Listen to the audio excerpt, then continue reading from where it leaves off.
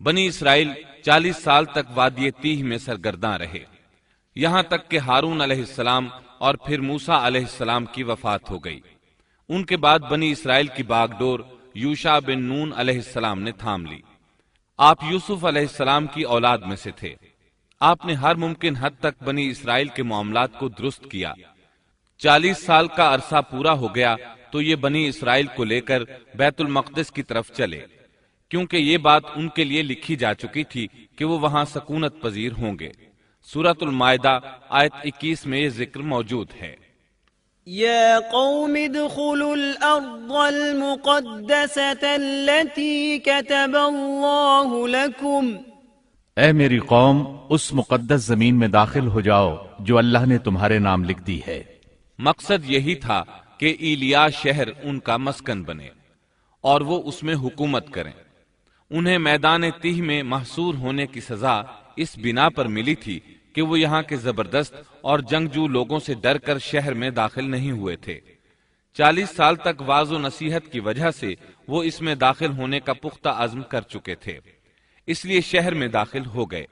پچھلے حکم کا انکار کرنے والے اور بچڑے کی پوجا کرنے والے ہٹ دھرم لوگ مر کھپ چکے تھے۔ اس وقت کے لوگ ان کی نسل سے پیدا ہوئے تھے۔ ان میں ایک بھی شخص ایسا نہیں تھا جس نے بچڑے کی عبادت کی ہو۔ جب یہ لوگ یوشع بن نون علیہ السلام کی قیادت میں مقدس شہر کی طرف جہاد کے لیے چلے اور وہاں پہنچے تو دشمن ابھی تک موجود تھا۔ بنی اسرائیل نے 6 ماہ تک ان کا محاصرہ جاری رکھا۔ وہ زبردست جنگجو قوم تھی۔ بنی اسرائیل سے ان کا آخری معرکہ جمعے کے دن ہوا۔ یہ لوگ ہفتے کو لڑائی نہیں کرتے تھے کیونکہ یہ دن ان کی عبادت کا تھا۔ اس دن عبادت کے علاوہ ہر کام حرام تھا، لڑائی بھی ممنوع تھی۔ عصر کے وقت معرکہ ہوا۔ بنی اسرائیل بڑی حد تک کامیابی حاصل کرتے آگے بڑھتے چلے گئے، لیکن اسی وقت سورج غروب ہونے کا وقت ہو گیا۔ اس طرح صورتحال نازک ہو گئی۔ بنی اسرائیل جمعے کی شام سورج غروب ہوتے ہی ہفتے کے دن کی عبادت شروع کر دیتے تھے۔ اب اگر سورج غروب ہو جاتا تو وہ لڑائی بند کرنے پر مجبور ہو جاتے۔ اس طرح ان کی فتح درمیان میں رہ جاتی۔ اس موقع پر یوشع بن نون علیہ السلام نے سورج کی طرف دیکھا اور بولے، إنك مأمورة وأنا مأمور۔ تو بھی اللہ کی طرف سے مقرر کردہ ہے اور میں بھی اللہ کی طرف سے مقرر کردہ ہوں۔ یعنی ہم دونوں ہی اللہ تعالیٰ کی مخلوقات میں سے ہیں اور اللہ کے حکم کے پابند ہیں۔ پھر آپ نے یہ دعا کی، اللہم احبسها علینا۔ اے اللہ، اسے ہمارے اوپر روک دے۔ رسول اکرم صلی اللہ علیہ وسلم کا فرمان امام احمد رحمت اللہ علیہ نے بیان کیا ہے۔ آپ صلی اللہ علیہ وسلم فرماتے ہیں، ان الشمس لم تحبس على بشر الا ليوشع ليالي سار الى بیت المقدس۔ سورج کسی بشر کے لیے نہیں روکا گیا سوائے یوشع بن نون کے۔ جبکہ انہوں نے بیت المقدس کی طرف سفر شروع کیا تو ان دنوں میں یہ واقعہ رونما ہوا۔ سورج کا اسی جگہ رک جانا اللہ تعالیٰ کا ایک عظیم معجزہ تھا۔ سورج اس وقت تک رکا رہا جب تک کہ فتح حاصل نہ ہو گئی اور وہ بیت المقدس میں داخل نہ ہوئے۔ یوشع علیہ السلام نے انہیں حکم دیا کہ رکوع کی حالت میں دروازے سے گزرو اور زبان سے کہو حطۃ، اے اللہ ہمارے گناہ معاف فرما دے۔ مطلب یہ تھا کہ گزشتہ سالوں میں ہم سے جو غلطیاں ہوئیں ان سے ہمیں پاک فرما۔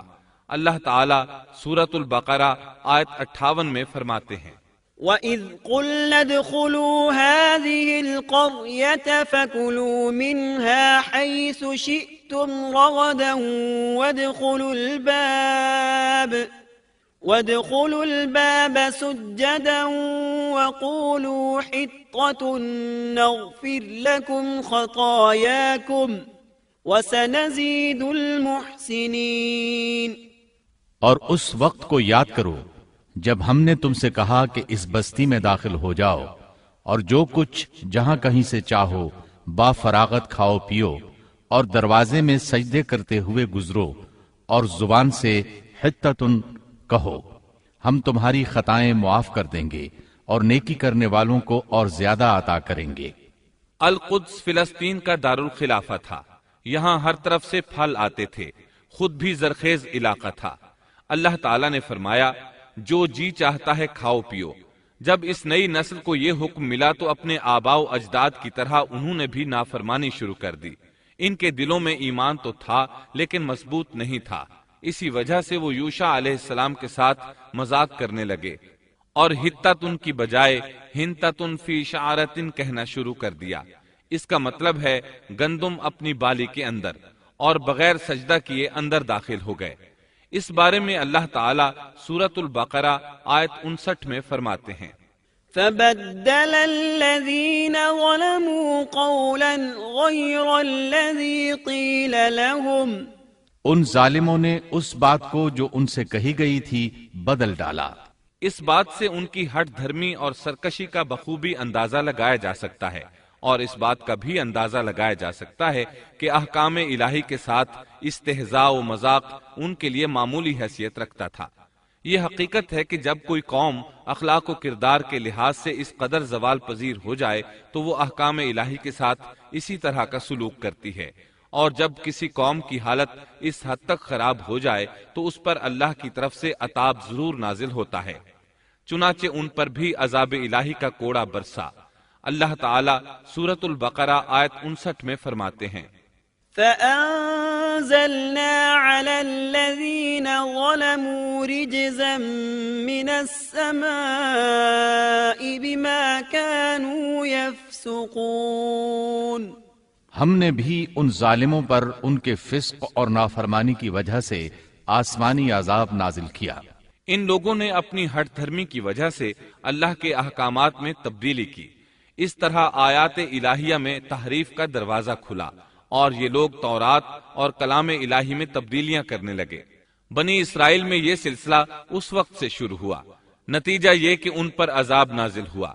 صحیح مسلم میں نبی کریم صلی اللہ علیہ وسلم کا ارشاد گرامی ہے الطاعون رجز او عذاب ارسل على بنی اسرائیل او على من كان قبلكم، طاعون ایک عذاب ہے جو بنی اسرائیل پر یا تم سے پہلے کسی امت پر بھیجا گیا۔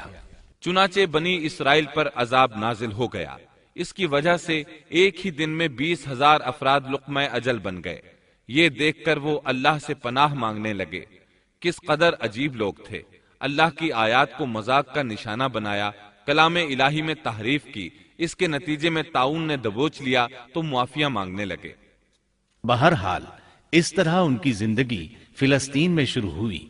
ان پر کچھ حاکم حکومت کرتے رہے تاکہ ان کے دنیاوی معاملات سلجھ جائیں۔ انبیاء کرام ان کے دینی معاملات میں تربیت کرتے رہے۔ ان کا دین بادشاہت سے جدا تھا، دین علیحدہ ہو گیا اور حکومت علیحدہ ہو گئی۔ حکومت اور اقتدار یعقوب علیہ السلام کے بیٹے یہودا کی اولاد میں تھا، اور نبوت یعقوب علیہ السلام کے بیٹے لاوا کی اولاد میں تھی۔ انبیاء کرام رشد و ہدایت کا کام کرتے رہے، ان سے مشاورت بھی رہی، لیکن دنیاوی معاملات کی باغ ڈور صرف بادشاہوں کے ہاتھ میں تھی۔ حکومت اور نبوت کی یہ جدائی یوشع علیہ السلام کی وفات کے بعد ہوئی۔ آپ نے 127 برس کی عمر پائی۔ یوشع علیہ السلام جب تک زندہ رہے وہ ان کے بادشاہ بھی رہے اور وہ نبوت سے بھی سرفراز تھے۔ یوشع علیہ السلام کی وفات موسیٰ علیہ السلام کی وفات کے 27 سال بعد ہوئی۔